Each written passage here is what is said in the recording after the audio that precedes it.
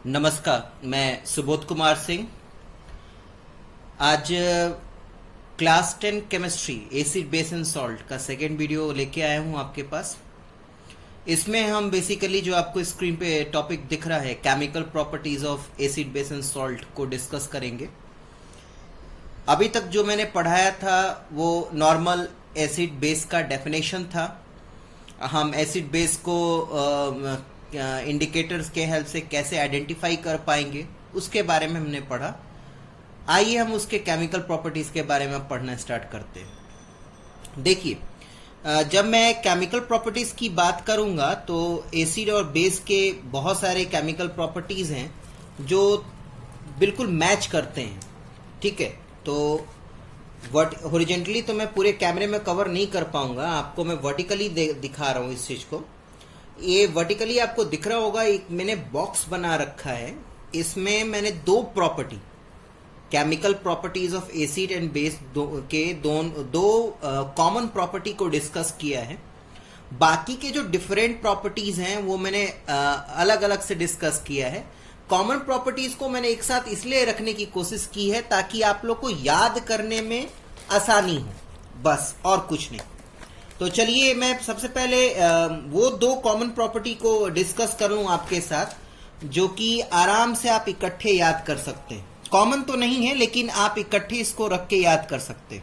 ठीक है, तो पहला है कि क्या होगा, केमिकल प्रॉपर्टीज आप डिस्कस करने जा रहे हैं तो ऑटोमेटिकली है कि केमिकल प्रॉपर्टीज अगर आप डिस्कस करेंगे तो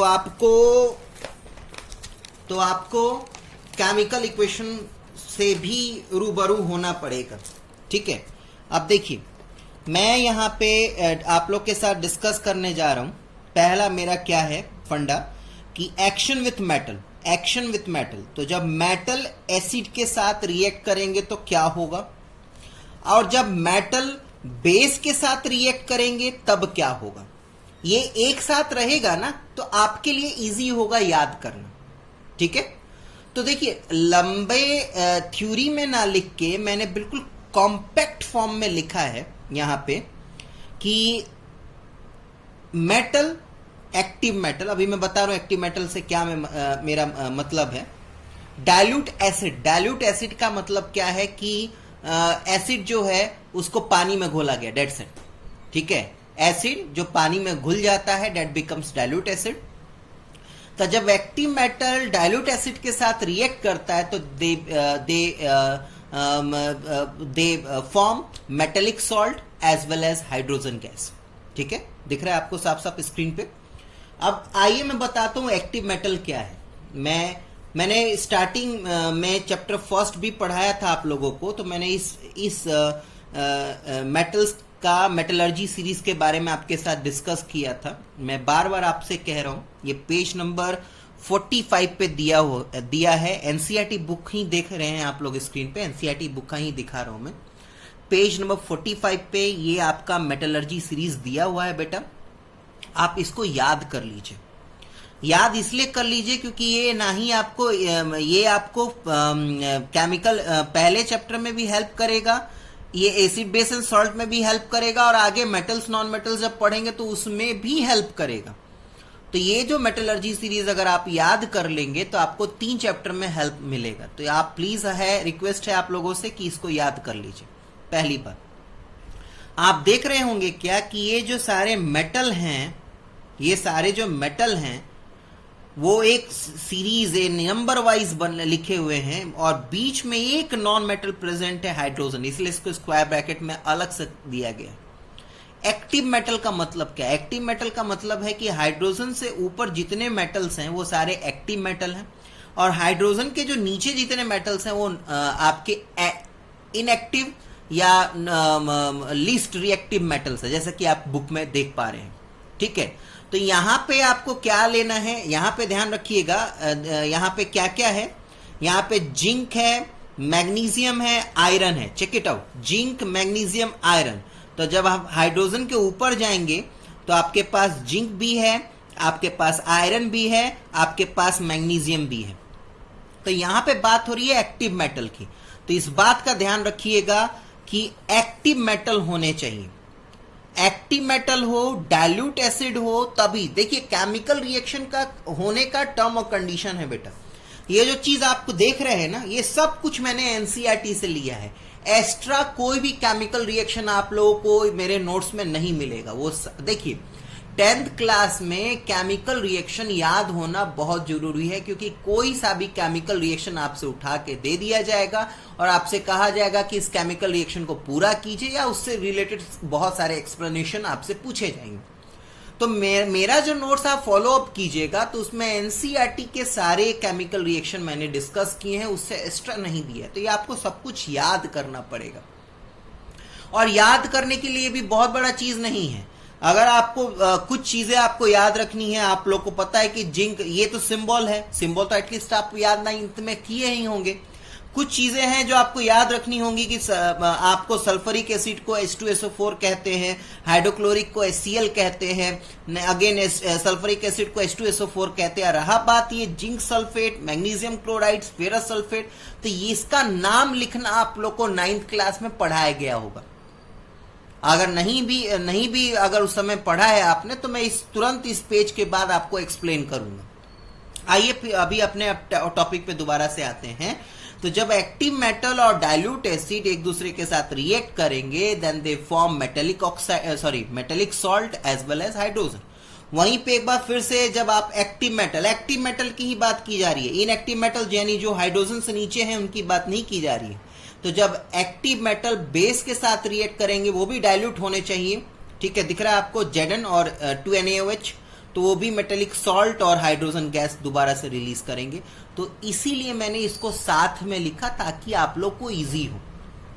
जैसे आपसे पूछा जाएगा कि what happen when a metal react with acid and base, तो आप सीधा सीधा जवाब लिख सकते हैं कि when a active metal react with dilute acid or dilute base, then they form their respective salt as well as they release hydrogen gas। और उसके बाद ये सारे एग्जाम्पल्स आपको याद रखने हैं, एक एक एग्जाम्पल दोनों में दे दीजिएगा, आपका काम हो जाएगा। इसलिए मैंने इस चीज को साथ में लिखा, ठीक है, और मेरा और कोई पर्पस नहीं था, मैं इसको अलग अलग भी लिख सकता था। Next, action of acid with metallic oxide and base with non metallic oxide.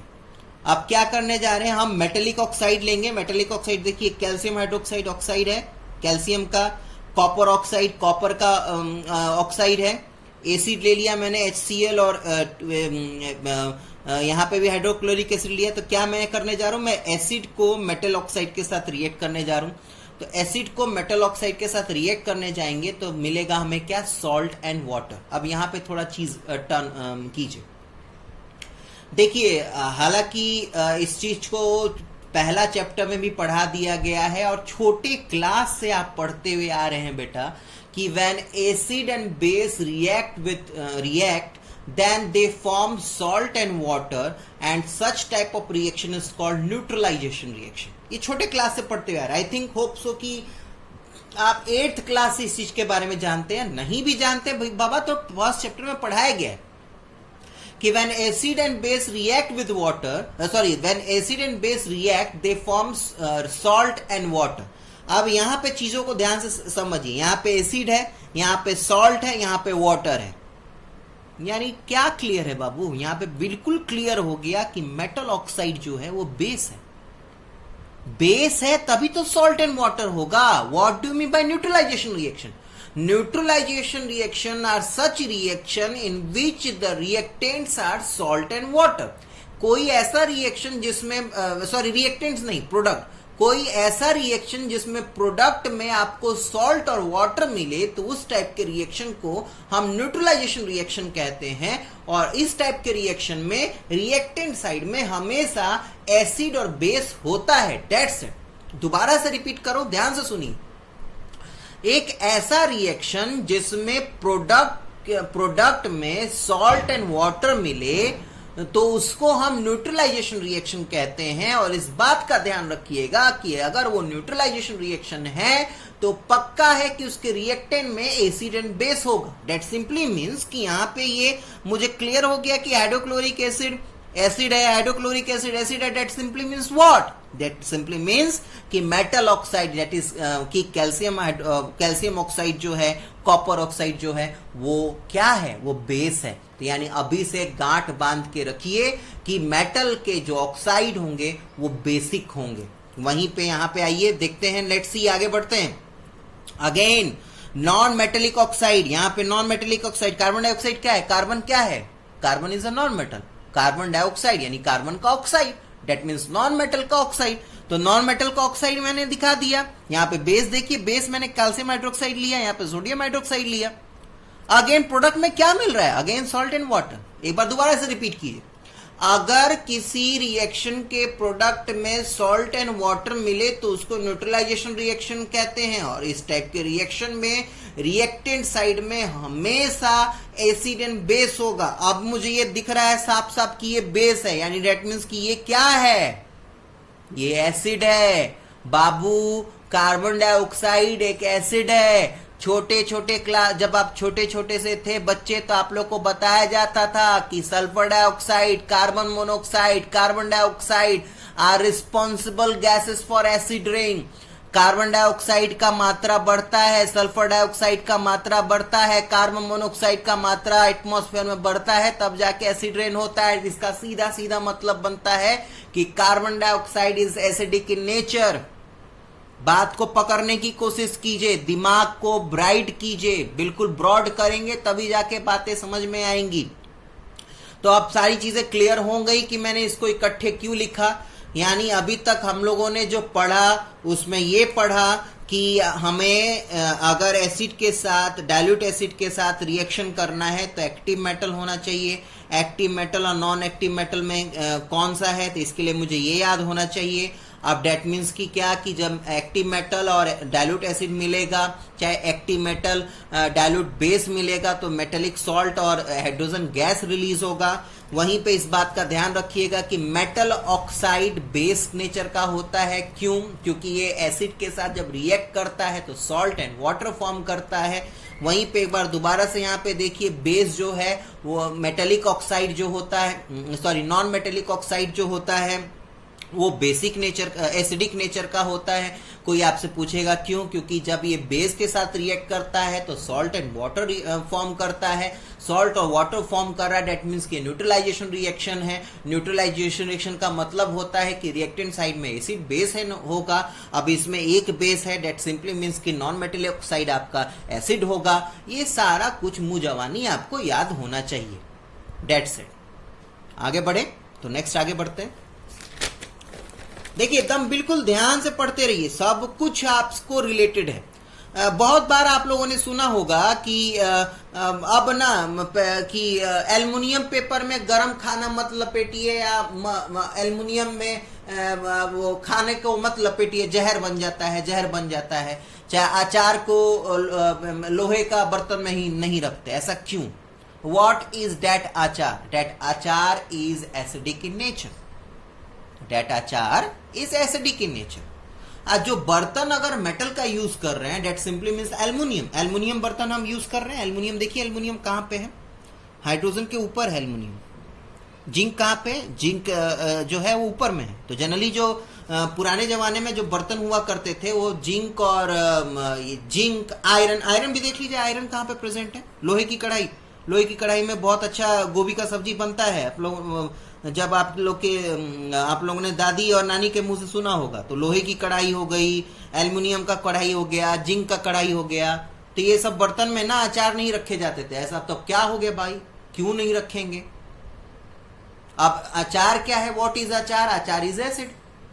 ठीक। एंड ये सारे क्या हैं? जिंक का बर्तन हो गया, आयरन का बर्तन हो गया, एल्युमिनियम का बर्तन हो गया। These are active metal. अब what happened when the acid of achar and these active metal get react with each other, they form their metallic salt and that metallic salt is poisonous. ठीक है। अब ऐसा poison नहीं है कि आप खाएंगे तो मर जाएंगे, ठीक है, लेकिन आपकी तबीयत खराब हो जाएगी। तो इसीलिए कभी भी इस बात का ध्यान रखिएगा कि जो जनरली जो एसिडिक सब्सटेंस होते हैं, सारे खाने नहीं, सारे खाने रिएक्ट नहीं करेंगे, जो लेकिन जो एसिडिक यानी खट्टी चीजें हैं उनको आप लोग मेटेलिक कंटेनर या मेटेलिक फॉइल पेपर, जो एल्युमिनियम फॉइल पेपर होता है, उसमें रखने से थोड़ा अवॉइड हो जाए, थोड़ा अवॉइड कीजिए। या मतलब मैं बार बार कह रहा हूं, ऐसा नहीं है कि ऐसा जहर बन जाएगा कि अभी खाया तुरंत लुढ़क गए, नहीं, ऐसा कुछ नहीं होने वाला। तबीयत खराब हो जाएगी, आपका पाचन जो कैपेसिटी है वो खराब हो सकता है। That is not good for your health, ठीक है। तो थोड़ा अवॉइड करने की जरूरत है। चलिए, क्योंकि बहुत बार 9th क्लास में बच्चे अपने केमिस्ट्री टीचर का बात नहीं सुनते, इसलिए मैंने यहाँ पे एक नोट लिख रखा है कि आप लोग जो केमिस्ट्री के 9th क्लास के केमिस्ट्री टीचर को अवॉइड करके उस फॉर्मूले को लिस्ट का नहीं याद करके आगे बढ़े हैं, वो बच्चे फंसेंगे, उनको फिर सब कुछ याद करना पड़ेगा। मैंने अभी पीछे ही एग्जांपल आपको समझाया था। मुझे अगर जिस बच्चे को जिंक का सिंबल पता है वो आराम से यहाँ पे Zn लिख देगा।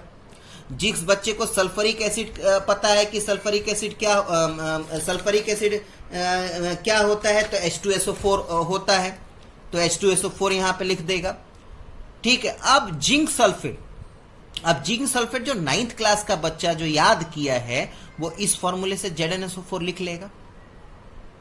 अब उस बच्चे को क्या याद करना पड़ा? सिर्फ उस बच्चे को याद करना पड़ा कि जब एक्टिव मेटल को एसिड के साथ रिएक्ट कराएंगे तो वो मेटेलिक सॉल्ट और हाइड्रोजन गैस बनाएगा। वो आराम से 9th क्लास का अगर सब कुछ उसको याद है तो ये सारे इक्वेशन को लिख देगा। और पहले 10th क्लास के पहले चैप्टर में केमिकल रिएक्शन एंड इक्वेशन में उसको बैलेंसिंग उसके टीचर ने सिखाया ही होगा, वो बैलेंस कर देगा। तो देखिएगा, ध्यान रखिएगा, आपको सब कुछ याद करना पड़ेगा बेटा। नेक्स्ट आगे बढ़िए, सब कुछ 9th क्लास का फॉर्मूला याद कीजिए, और साथ साथ में ये वाला बार बार मैं दिखा रहा हूं, इसको याद कीजिए। इसको किसी भी तरीके से याद करना पड़ेगा आप लोग को। आगे बढ़ते हैं। नेक्स्ट क्वेश्चन है, what is the nature of chemical reaction when metal react with acid? Check it out. जब मेटल एसिड के साथ रिएक्ट करता है तो किस तरीके का रिएक्शन, मेटल जब एसिड के साथ रिएक्ट करता है तो किस तरीके का रिएक्शन होगा? बहुत सारे रिएक्शन के आपने टाइप पढ़ा है, displacement reaction, double displacement reaction, combination reaction, ठीक है। तो उसमें से आप देखिए, जरा सा ध्यान दीजिए। Displacement reaction are such reaction, मैं आप लोगों को पहले डेफिनेशन बता दूं, हिंदी वर्जन ध्यान से सुनिएगा। डिस्प्लेसमेंट रिएक्शन एक ऐसा रिएक्शन होता है जिसमें highly reactive element less reactive element को रिप्लेस कर देते हैं। फिर से रिपीट करूं, दोबारा से सुनिए। डिस्प्लेसमेंट रिएक्शन ऐसा रिएक्शन होता है जिसमें highly reactive element less reactive element को उसके सॉल्ट से डिस्प्लेस कर देता है। जरा ध्यान से यहां पे देखिए, ध्यान से। यहां पे जिंक ने H2 को उसके सॉल्ट यानी H2SO4 से रिप्लेस कर किया ना, तभी तो ZnSO4 और प्लस H2 बना। इन द सेम वे अगर यहां पे ध्यान दीजिए तो मैग्नीशियम जो है वो हाइड्रोजन को रिप्लेस किया, बनाया MgCl2, अगेन डिस्प्लेसमेंट रिएक्शन। यहां पे आयरन ने दोबारा से हाइड्रोजन को रिप्लेस किया, FeSO4 और H2 बना। इस बात का ध्यान रखिएगा, डिस्प्लेसमेंट रिएक्शन ऐसा रिएक्शन होता है जिसमें highly reactive element less reactive element के सॉल्ट से उसको रिप्लेस कर देता है। यहाँ पे जिंक ने, मैग्नीशियम ने, आयरन ने, तीनों ने हाइड्रोजन को उसके रिस्पेक्टिव सॉल्ट से बाहर निकाल दिया, रिप्लेस कर दिया। इसी को हम कहते हैं डिस्प्लेसमेंट रिएक्शन। अब चेक कर लीजिए कि क्या जिंक, मैग्नीशियम, आयरन हाइड्रोजन से हाईली रिएक्टिव मेटल एलिमेंट है? तो आप इसको देखेंगे तो आप कहेंगे यस सर वो हैं। क्यों? क्योंकि ये हाइड्रोजन के ऊपर है। अगर यहीं पे कॉपर, मरकरी, सिल्वर और गोल्ड होता तो ये पॉसिबल नहीं होता। आगे बढ़ते हैं बेटा। सेम क्वेश्चन, अभी क्वेश्चन आपसे क्या कहा गया था? क्वेश्चन आपसे बोला गया था कि बताइए जब मेटल और एसिड जब रिएक्ट करते हैं तो वो किस टाइप का रिएक्शन होता है? तो आपने सीधा सीधा जवाब दे दिया, it is a displacement reaction. लेकिन आपसे अगर ये पूछा जाए कि बताइए कि आपका जब मेटल और बेस एक साथ रिएक्ट करेंगे तो क्या वो डिस्प्लेसमेंट रिएक्शन होगा, हाँ या ना? चेक कीजिए बेटा, सब कुछ आपके हाथ में, समझदारी दिखाइए। अभी डिस्प्लेसमेंट रिएक्शन के बारे में मैंने क्या बोला? डिस्प्लेसमेंट रिएक्शन ऐसे रिएक्शन होते हैं जिसमें highly reactive element less reactive element को रिप्लेस करते हैं। तो चेक कीजिए, यहाँ पे जिंक है, यहाँ पे सोडियम हाइड्रोक्साइड है, तो जिंक को सोडियम को रिप्लेस करना चाहिए, लेकिन ऐसा तो हो नहीं रहा। सोडियम और जिंक दोनों एक साथ कंबाइंड कर जा रहे हैं। एक बार दोबारा से चेक इट आउट कीजिए, यहाँ पे टीन को सोडियम को रिप्लेस करना चाहिए, ऐसा तो हो नहीं रहा। ये जिंक और सोडियम एक दूसरे को एक साथ कंबाइंड कर दे रहे। दैट मीन्स व्हाट, कि the reaction of metal with base is not a displacement reaction. कहानी खत्म। सिंपल तरीके से याद करना है सब कुछ। देखिए केमिस्ट्री में तो याद करना पड़ेगा। तो वही चीज यहां पे मैंने लिखा है, please note that the displacement reaction is such. तो डेफिनेशन मैंने लिख दिया, यहां पे पढ़िए, reaction of metal and base is not a displacement reaction. याद रहेगा, वो तो मैंने ऐसे लिख दिया है कि आपको पेज नंबर 7 पे एग्जाम्पल दे सकते हैं। अभी मैंने जो एग्जाम्पल दिखाया वो पेज नंबर 7 पे ही था। ठीक है बेटा, नेक्स्ट क्वेश्चन आगे बढ़े। नेक्स्ट क्वेश्चन देखिए क्या है, पढ़िए। Why metal oxide not react with base and non metal oxide not react with acid.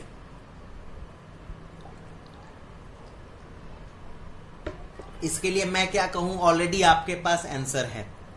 क्या? अभी अभी मैंने आप लोगों को यहां पे क्या सिखाया था, दोबारा से सिखाता हूं, याद आ जाएगा। आपसे क्वेश्चन क्या पूछा गया है? आपसे क्वेश्चन पूछा गया कि मेटल ऑक्साइड बेस के साथ और नॉन मेटल ऑक्साइड एसिड के साथ क्यों नहीं रिएक्ट कर सकता। Check it out. हमें पढ़ाया गया था क्या कि अगर किसी रिएक्शन के प्रोडक्ट में सॉल्ट और वाटर मिले तो उसको न्यूट्रलाइजेशन रिएक्शन कहते हैं, और इसका सीधा सीधा मतलब बनता है कि उसके रिएक्टेंट में एसिड और बेस होगा। यहाँ पे मुझे साफ साफ दिख रहा है ये चीज कि HCl एसिड है, डेट सिंपली मीन्स कि CaO को बेस होना चाहिए, तभी जाके तो हमें सॉल्ट और वाटर मिल रहा है। डेट सिंपली मीन्स कि metal oxide is basic in nature. अब डेट्स आगे बढ़िए, ध्यान रखिएगा, रिएक्शन कभी भी अपोजिट फेज में होता है। कभी भी एसिड के साथ रिएक्ट नहीं करेगा। एसिड या तो न्यूट्रल के साथ रिएक्ट करेगा या तो बेस के साथ रिएक्ट करेगा। एसिड के साथ रिएक्ट नहीं करेगा। इन द सेम वे ये मेटल ऑक्साइड क्या है, मेटल ऑक्साइड इज बेस, तो बेस के साथ कैसे रिएक्ट करेगा? Why? Because it is already basic in nature. बात समझ में आ रहा है? इन द सेम वे मुझे मेरे टीचर ने पढ़ाया था कि सुबोध बेटा, सॉल्ट और वाटर जिस रिएक्शन में फॉर्म हो उसको न्यूट्रलाइजेशन रिएक्शन कहते हैं, और न्यूट्रलाइजेशन रिएक्शन के रिएक्टेंट साइड में हमेशा एसिड और बेस होगा। तो जाके मुझे ये बात समझ में आई कि यहाँ पे ये तो चीज बेस है, वो तो मुझे साफ साफ दिख रहा है।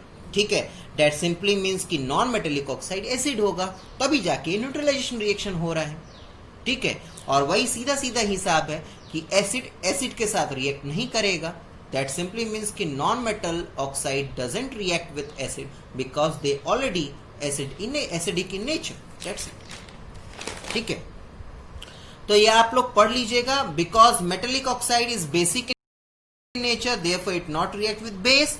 In the same way non metallic oxide is acidic in nature, therefore it not react with acid. ठीक है, और उसके बाद अगर आपको और ज्यादा लिखना है तो पेज नंबर 7 यानी वो जो टेबल में मैंने पढ़ा है तो वो लिख सकते हैं। ठीक है, ये भी पढ़ लीजिएगा। मेटल ऑक्साइड बेसिक ऑक्साइड कहा जाता है, non metallic oxide acidic oxide कहा जाता है। फोर्थ क्वेश्चन में आप लोग चल रहे हैं। आप लोग ये पढ़ने जा रहे हैं क्या कि जो मेटल हाइड्रोजन कार्बोनेट, चाहे जिसको बाइकार्बोनेट कहते हैं या मेटल कार्बोनेट, जब एसिड के साथ रिएक्ट करेगा तो कैसा होगा। बहुत इंपॉर्टेंट क्वेश्चन है बेटा, बिल्कुल ध्यान से समझिएगा। आप लोगों को कुछ नहीं करना है, आप लोगों को बस याद रखना है कि जब मेटल कार्बोनेट, चाहे मेटल हाइड्रोजन कार्बोनेट, जिसको पुराने जब हम लोग 9th-10th में थे तो उस समय मेटल बाइकार्बोनेट पढ़ा जाता था। ये हाइड्रोजन कार्बोनेट अब आया है, इसमें नए जमाने में केमिस्ट्री में आया है।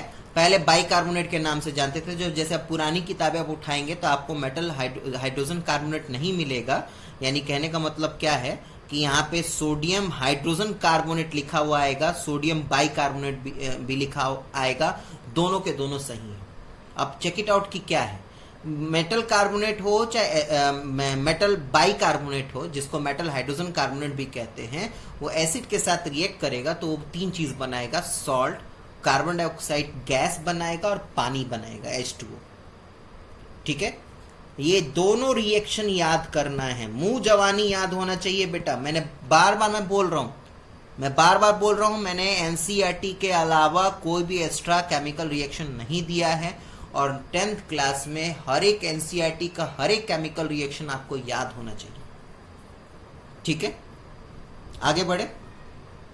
अच्छा, यहां पे जो CO2 गैस है ना, वो CO2 गैस जो होगा वो बिल्कुल फास्टली बबल्स के फॉर्म में निकलता हुआ आपको दिखेगा। ठीक है, नेक्स्ट क्वेश्चन वही बहुत इंपॉर्टेंट क्वेश्चन है, 5th क्वेश्चन पढ़िए।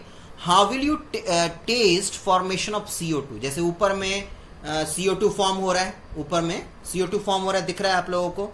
सोडियम कार्बोनेट, सोडियम बाइकार्बोनेट को सल्फ्यूरिक एसिड के साथ रिएक्ट करा है, उधर हाइड्रोक्लोरिक के साथ रिएक्ट करा है, तो वो अपना रिस्पेक्टिव सॉल्ट बना रहा है और दोनों में कार्बन डाइऑक्साइड मिल रहा है। तो आप कार्बन डाइऑक्साइड मिल रहा है, पानी तो आपको दिख जाएगा, सॉल्ट भी आपको दिख जाएगा। कार्बन डाइऑक्साइड गैस है, गैस कहां गया? तो गैस का प्रेजेंस कैसे आप चेक इट आउट करेंगे वो देखिए। अब इसमें भी बहुत टर्म और कंडीशन है, बिल्कुल ध्यान से सुनिएगा।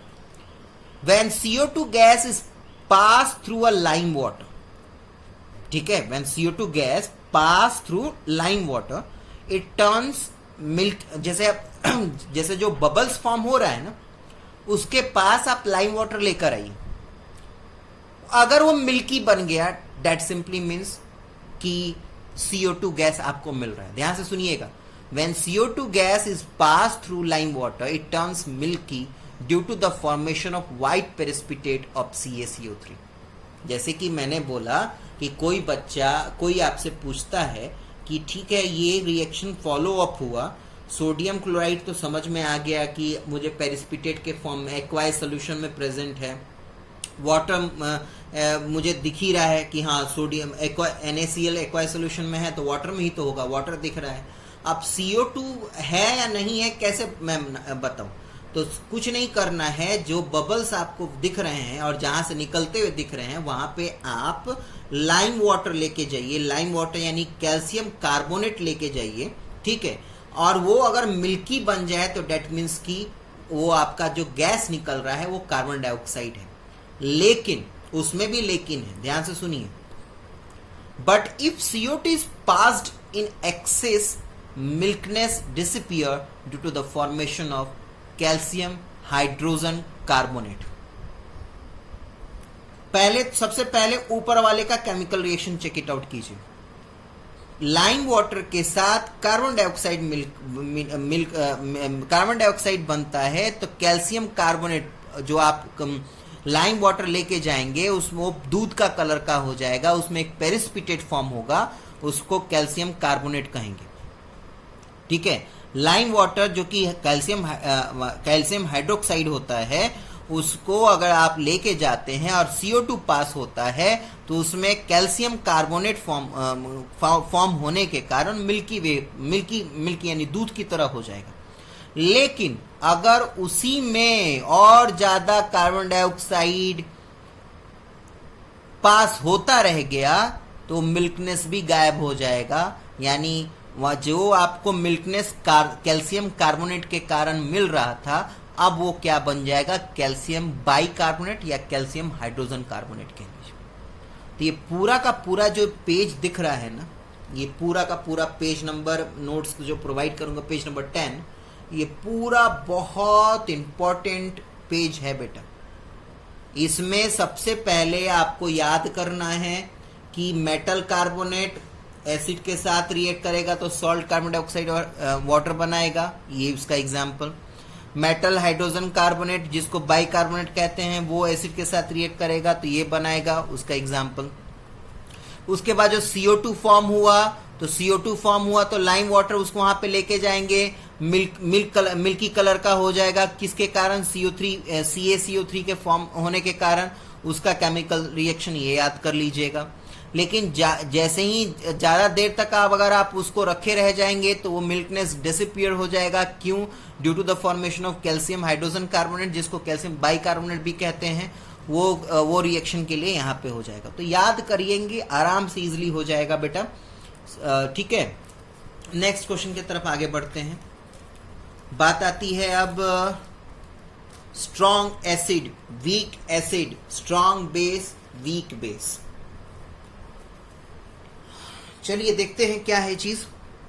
देखिए, ये तो बात क्लियर हो गया ना कि एसिड अगर पानी में डिसॉल्व हो, ये चीज मोटा मोटी आप याद रखिएगा।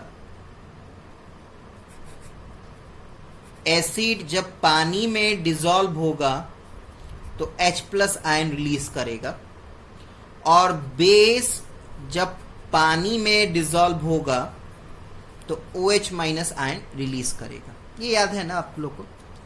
अब देखिए, अगर जो एसिड आप वाटर में डिसॉल्व कर रहे हैं, वो एसिड जो है वो अपना सारा का सारा H+ आयन रिलीज कर देगा, तो उसको हम एसिड कहेंगे। पार्शियल रिलीज करेगा तो वीक कहेंगे। ऑन दी सेम बेस पे मैं इसको भी डिफाइन करूंगा। अगर बेस को पानी में घोलिए, वो अपना सारा का सारा OH- आयन रिलीज कर देगा तो वो स्ट्रॉन्ग बेस होगा। पार्शियल करेगा, यानी आधा करेगा आधा रखे रहेगा अपने पास, तो वीक बेस होगा। लेकिन ध्यान रखिएगा, जब मैं एग्जाम्पल लिखूंगा ना तो कुछ चीजें आपको दिखेंगी कि कुछ बेस ऐसे मिलेंगे कि जो सारे OH- आयन रिलीज करने के बाद भी वो वीक बेस में प्रेजेंट होंगे। कुछ एसिड आपको ऐसे दिखेंगे कि सारा H+ आयन रिलीज करने के बाद भी वो आपको वीक एसिड में दिखेंगे। तो आपको सीधा सीधा जवाब दूंगा बेटा कि एक्सेप्शन तो होता है ना, तो वही सेम चीज है। आगे बढ़े, चलिए पढ़िए। Acid are such substance which liberate H+ ion when dissolved in water. Done. The strength of acid depends on the quantity of H+ ions it liberate. Strength की बात करें तो कितना H+ आयन एसिड रिलीज कर रहा है उस पर डिपेंड करता है। ये पेंसिल से लिखा हुआ पार्ट को नेग्लेक्ट मत कीजिएगा। यहाँ पे मैं यही बताना चाह रहा हूँ कि आप एसिड को पानी के साथ घोलिए या बेस को पानी के साथ घोलिए, दोनों के दोनों पानी में घुलने के बाद आयंस के फॉर्म में चेंज हो जाते हैं। इसलिए इस टाइप के रिएक्शन को हम आयोनाइजेशन रिएक्शन कहते हैं। इस बात का ध्यान रखिए। चलिए आगे बढ़ते हैं। A strong acid is that acid which completely get ionized and liberate its all H+ ion. दिख रहा है? HCl के पास एक हाइड्रोजन H+ आयन है, सारा रिलीज कर दिया। H2SO4 के पास 2 हाइड्रोजन है, सारा रिलीज कर दिया। यानी कहने का मतलब क्या है, हाइड्रोक्लोरिक एसिड और सल्फरिक एसिड ये क्या है, ये सारे के सारे क्या है, स्ट्रॉन्ग एसिड है। क्यों? क्योंकि ये अपने सारे हाइड्रोजन आयन रिलीज कर दे रहे। वीक एसिड पढ़िए। वीक एसिड वो एसिड होते हैं जो कि पार्सली आयोनाइज्ड होते हैं और कुछ ही आयंस को रिलीज करते हैं। आपको दिख रहा है यहाँ पे, इसके पास 3 और 4 हाइड्रोजन है, जिसमें से ये एक ही रिलीज कर रहा है। वहीं पे यहाँ पे इसको यहाँ पे 3 हाइड्रोजन है और ये तीनों के तीनों रिलीज कर रहा है। लेकिन ध्यान रखिएगा बेटा कि कुछ चीजें एक्सेप्शन होती हैं। ठीक है, पक्का ना? आगे बढ़े। स्ट्रॉन्ग बेस का, स्ट्रॉन्ग बेस देखिए। Clearly base is a substance which liberate OH- ion. OH- ion जो कह रहे हैं उसको हाइड्रोक्सिलिक आयंस भी कहते हैं, ध्यान रखिए। यहाँ पे जो पेंसिल से लिखा है जो चीज मैंने, वो बेसिकली क्या है, अभी प्रीवियस वीडियो में मैंने पढ़ाया था क्या कि वो बेस जो पानी में घुल जाते हैं उनको अल्कली कहा जाता है। ठीक है, अल्कली। ठीक है, डन। अब यहाँ पे क्योंकि हम किस बेस पे बात कर रहे हैं, हम ये बात कर रहे हैं क्या, हम देखिए ध्यान से सुनिए। स्ट्रॉन्ग बेस, वीक बेस किस बेस पे किस प्लेटफॉर्म पे हम डिफाइन कर रहे हैं। हम इस चीज का हेल्प ले रहे हैं कि जब हम पानी में घोलें और दिया हुआ बेस पूरे OH माइनस आयन को रिलीज कर दे तो उसको स्ट्रॉन्ग बेस कहते हैं, और पार्शियली रिलीज करे तो उसको हम वीक बेस कहते हैं। यहाँ पे पानी में घुलने की बात हो रही है, और जब पानी में घुलने की बात होती है तो जो बेस जो पानी में घुलता है उसको अल्कली कहा जाता है, क्योंकि कुछ बहुत सारे ऐसे बेस होते हैं जो पानी में घुलते नहीं हैं। तो यहाँ पे मैं यही कहना चाह रहा हूँ क्या कि यहाँ पे जो स्ट्रॉन्ग बेस और वीक बेस की बात हो रही है, तो अगर बाई चांस आपसे स्ट्रॉन्ग अल्कली या वीक अल्कली के बारे में बोला जाए तो प्लीज भटकिए का नहीं। ठीक है, सेम डेफिनेशन होगा कि such alkali which liberate all its OH minus ion in its water solution is called strong alkali, और इसी का वाइस वर्सा आपका वीक अल्कली हो जाएगा। इसलिए मैंने पेंसिल से यहाँ पे लिख दिया ताकि आप अगर कोई भटकाए तो आप भटके ना। आगे बढ़ते हैं। A base which completely ionised and liberate it's all OH minus ion is called strong base. एक OH है, यहाँ पे भी एक OH है, एक OH यहाँ पे है, इसने भी सारा दे दिया, तो इसलिए सोडियम हाइड्रोक्साइड, पोटेशियम हाइड्रोक्साइड आपके स्ट्रॉन्ग बेस होते हैं। ठीक है, वीक बेस। आगे बढ़ते हैं। ऐसे बेस जो कि कुछ अपने OH माइनस आयन रिलीज करें, तो यहाँ पे हालांकि ये भी दिख रहा है आपको एक्सेप्शन में, लेकिन ध्यान रखिएगा ये NH4OH आपका वीक बेस ही होगा।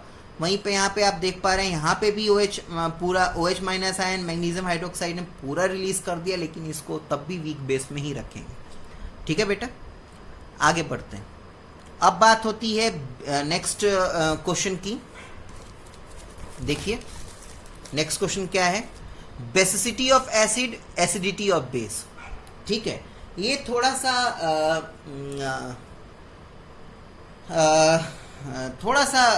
मैं चीज को थोड़ा अपने लैंग्वेज में समझा दूं, उसके बाद डेफिनेशन पढ़ेंगे।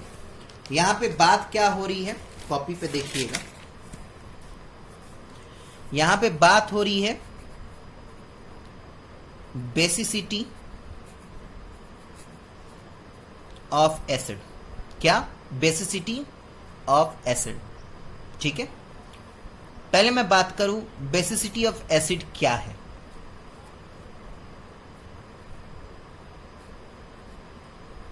It is number of H plus ion which an acid release in its aqueous solution। कुछ स्पेलिंग मिस्टेक हो तो प्लीज माफ कीजिएगा, सिर्फ पहले कॉन्सेप्ट को समझिए। It does not depend on number of H plus ion present in acid।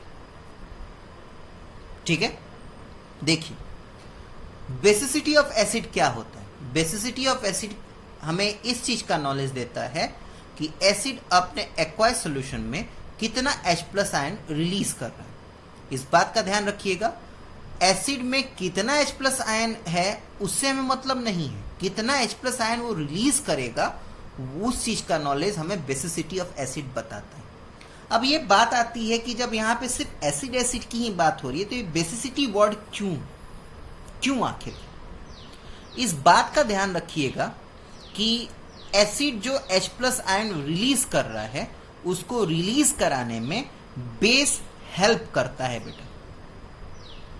ठीक है, इस बात का फिर से दोबारा मैं बता रहा हूं, बेसिसिटी ऑफ एसिड क्या होता है। बेसिसिटी ऑफ एसिड हमें इस चीज का नॉलेज देता है कि दिया हुआ एसिड अपने एक्वायस सॉल्यूशन में कितना H प्लस आयन रिलीज करेगा।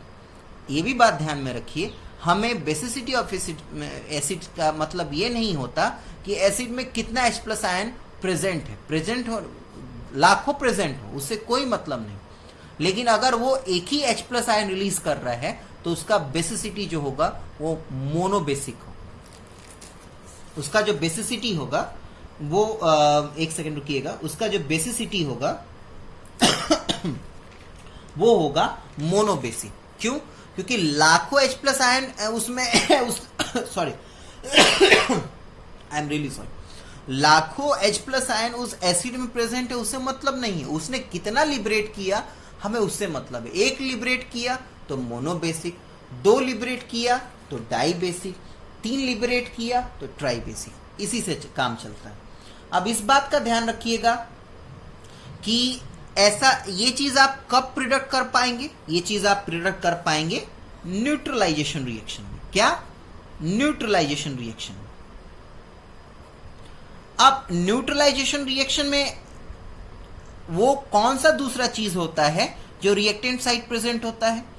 न्यूट्रलाइजेशन रिएक्शन में रिएक्टेंट साइड में एसिड के साथ बेस प्रेजेंट होता है बेटा। दैट सिंपली मीन्स कि एसिड जो भी गतिविधि दिखाएगा, इतना तो बेटा क्लियर कर लो, इतना तो क्लियर हो जाए कि अपोजिट फेज वाले ही चीजें एक दूसरे से रिएक्ट करते हैं। दैट सिंपली मीन्स क्या कि एसिड एसिड के साथ रिएक्ट कभी नहीं करेगा। एसिड कब रिएक्ट करेगा? बेस के साथ। यानी एसिड जो भी रिएक्शन के दौरान जो भी अपना कैरेक्टरिस्टिक या जो भी अपना गतिविधि दिखाएगा वो किसके कारण दिखा रहा है? बेस के कारण ना।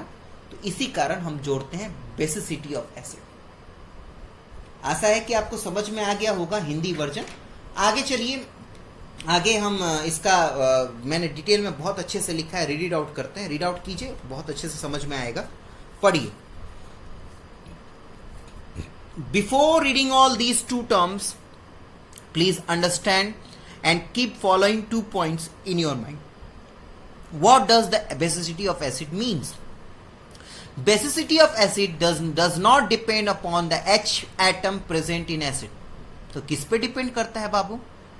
But it depends on number of H atom replaced from acid after reaction.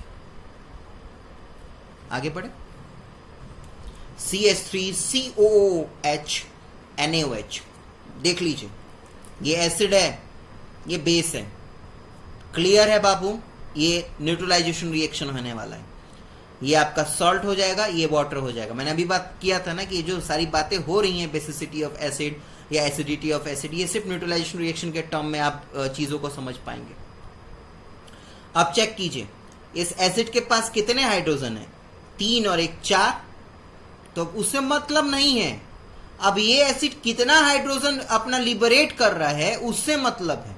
Here CH3COOH has 4 H item but after hydrogen but after reaction only one is replaced, therefore CH3COOH is monobasic in nature because its basicity is 1. चीजें clear है बाबू? Something same thing is applicable to the base also. अब OH minus, जैसे कि मैं बताऊं, what is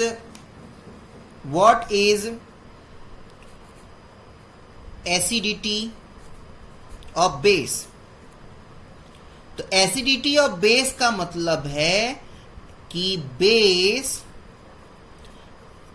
कितना OH minus ion release करेगा during